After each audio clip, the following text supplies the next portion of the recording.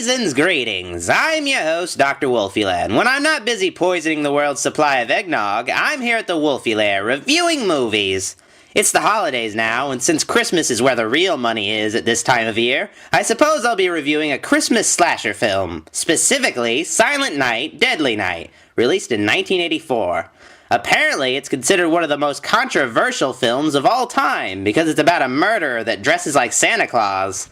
Though a similar movie that I also reviewed came out in 1980 but went completely unnoticed. So yeah, Silent Night, Deadly Night got into a lot of trouble with people, especially parents. They even protested at the theaters, which turned out to be very good for business. Eventually though, it was pulled from cinemas in less than a week. Wow, so this movie must be pretty hardcore. Let's check it out, shall we? The film begins on the Christmas Eve of '71, and the Chapman family here are on a merry trip to a mental institution.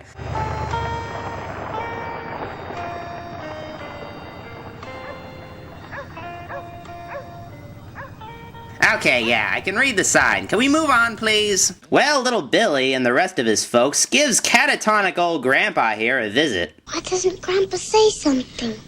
He doesn't hear us, honey. He doesn't even know we're here. The parents leave Billy alone with this smelly old lunatic, who decides to start talking again. Mom! What do you want her for? She can't help you. Nobody can. Wow, I could understand him better when he wasn't talking. You scared, ain't you? Christmas Eve is the scariest damn night of the year. And that's why we don't visit Grandpa anymore. Santa Claus only brings presents to them that's been good all year. All the other ones, all the naughty ones, he punishes. Yeah, kids, Santa fills your stocking with coal and beats you with it. It's fucked up. Elsewhere, at the local liquor store, a fellow in a Santa Claus getup pops in to spread holiday cheer. What charity are you with? What the hell are you doing that for? I'm holding you up, asshole. Man, Santa's getting really desperate paying the elves this year. Garbage Day! Huh? No!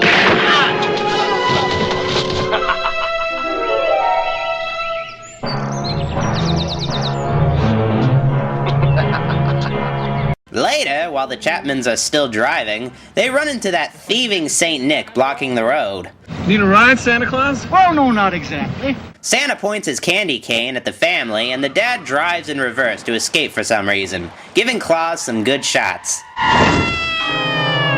Billy runs off behind some stick trees, and I guess the Santa Claus dude didn't notice him. Hey, you know that song, I Saw Mommy Kissing Santa Claus? Well, I saw Santa Claus raping Mommy. This is kind of like Batman's origin story, except with attempted rape and Santa Claus. Hey, you little bastard!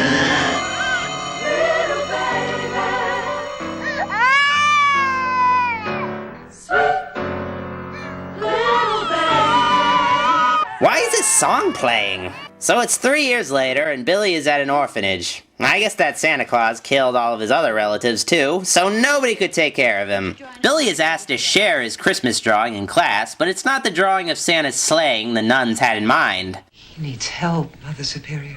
He'll get it. Later, this sister comes into the bemulleted Billy's room and convinces him to come outside to build a snow person. Come out and play with the other children, okay? He ventures out into the hall and hears a strange noise. He follows the sound to a door and spies through the keyhole, witnessing two teens fucking like rabbits inside. Then Mother Superior crashes the party and beats them with a belt for not inviting her.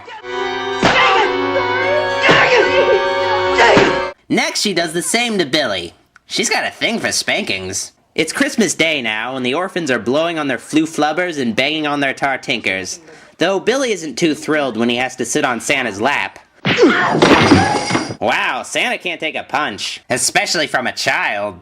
What the hell's wrong with that kid? Eventually, Mother Superior finds Billy, and I suppose he's punished some more during this freeze frame. 10 years later, Sister Margaret is trying to help Billy get a job at the toy store moving boxes. The owner is hesitant to hire Billy at first, but notices that he's built like a brick shithouse and reconsiders. He starts Monday morning. Then we're treated to a montage of Billy working an honest living.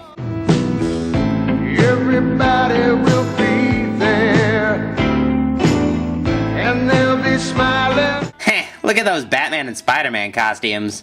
Inevitably, the Christmas season arrives, and it's not a good time to work at a toy store if you're afraid of Santa Claus like Billy here. In this scene, Billy is suddenly in bed with his co-worker, Pamela, but he ends up getting shivved by Santa. What a cockblock. It's a dream, though, so no cause for alarm, right?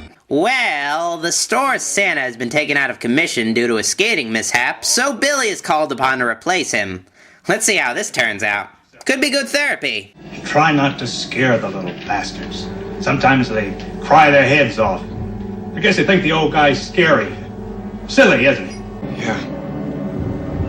Silly. I guess Billy isn't the best guy to go to for a Santa Claus because he threatens this little girl. I don't bring toys to naughty children. I punish them severely. The moms seem to be cool with it though, so what do I know?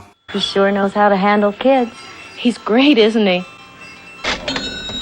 Soon, the night before Christmas arrives, and everyone at the store gets liquored up. Billy notices his co-workers, Andy and Pamela, heading into the back room. He follows them and finds Andy trying to rape Pamela. I really wish I knew this movie had so much rape in it before I decided to review it. Oh well, this causes Billy to have flashbacks to his parents' murders, which results in Billy going totally sick house on Andy's ass by hanging him with some Christmas lights.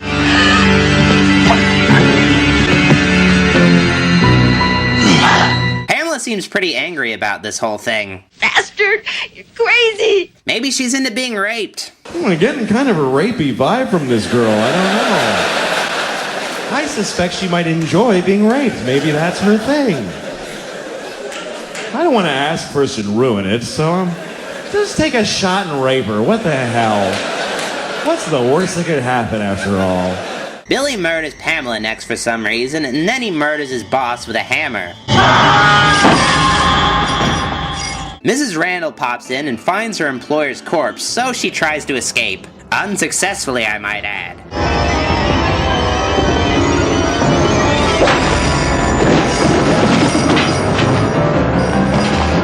Wow, that was actually a smart thing to do, but she ruins it by not killing him with the axe, which results in her death. Billy heads out, and a bit later, Sister Margaret decides to pop in at the toy store and notices that the party is dead. The next scene, we're greeted by two random teens fucking on a pool table. This is their introduction in the movie. I've got a sinking suspicion that they won't survive to see Christmas morning. The girl hears her cat at the door, supposedly, and leaves to let it inside, without putting a shirt on. Linnea Quigley lets her cat in, and this asshole shows up. Was he just walking down the street carrying an axe? Billy gets some help from Blitzen during this murder. You know, with all the screaming and crashing noises going on in the house, I'm somewhat surprised the boyfriend didn't hear any of it. I guess he was just really immersed in this game of pool. He checks out the upstairs and notices the house is in disarray. I wonder why. Well, the corpse might illustrate to him what happened here. Billy and this guy have a fight, with this dude winning round 1. The boy tries to call the authorities, but Billy returns for round 2. Billy does some phone cord strangling, but the boy responds with a kick in the jingle bells. Billy makes his second comeback for round 3 and ultimately claims victory.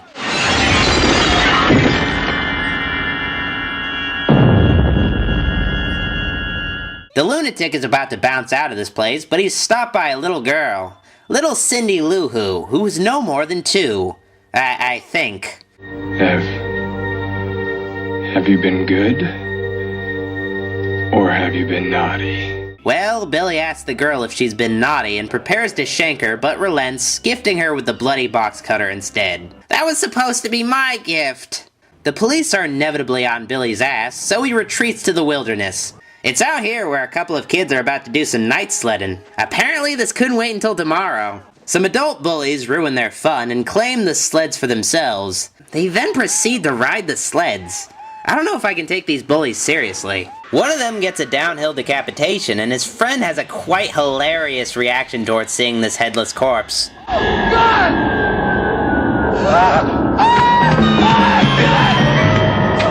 It's almost as if he's the one that's dead. It's Christmas Day now, and Sister Margaret tells the cops that Billy is probably headed back to the orphanage he grew up in. A Santa is seen arriving there and is shot down with no questions asked by a cop.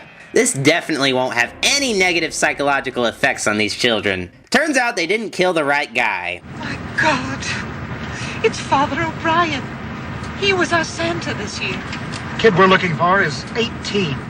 Barnes wanted the guy to stop, Captain. He didn't respond. Of course not. He's deaf.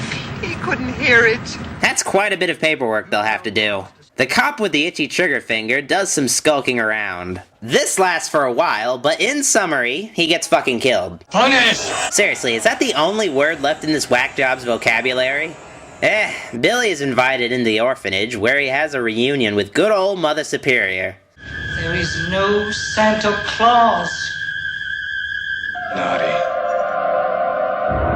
Naughty. He's about to strike her off the naughty list, but he's shot down while in the middle of his slow motion. Maybe he should have sped things up a bit. Well, he's dead now, though he still needs to say his last words. You're safe now.